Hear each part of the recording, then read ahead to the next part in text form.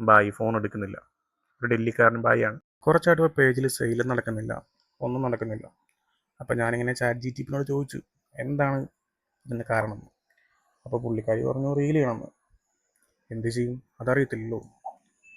I D കിട്ടി, story telling. അപ്പോൾ നമുക്ക് നോക്കാം.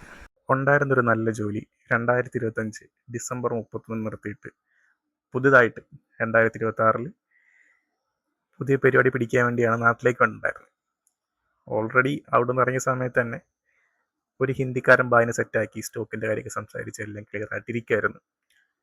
ഇനീഷ്യലായിട്ട് ഫണ്ട് മാത്രം സെറ്റാക്കിയാൽ മതി, ബായി സ്റ്റോക്കെല്ലാം തരാമെന്ന് പറഞ്ഞു. അങ്ങനെ ബായിക്ക് ഞാൻ പൈസ ഒന്നും കൊടുത്തില്ല. ഒരു മാസം കഴിഞ്ഞിട്ട് ബായിനെ കോൺടാക്ട് ചെയ്യുന്ന സമയത്ത് ബായി ഫോൺ എടുക്കുന്നില്ല. ഒരു ഡൽഹിക്കാരൻ ബായിയാണ്.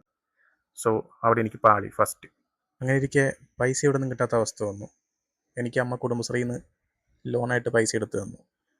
പൈസ കിട്ടിക്കഴിഞ്ഞിട്ടാണ് ഏറ്റവും വലിയ പ്രശ്നം സ്റ്റാർട്ടായത്. എവിടുന്ന് സ്റ്റോക്ക് എടുക്കും.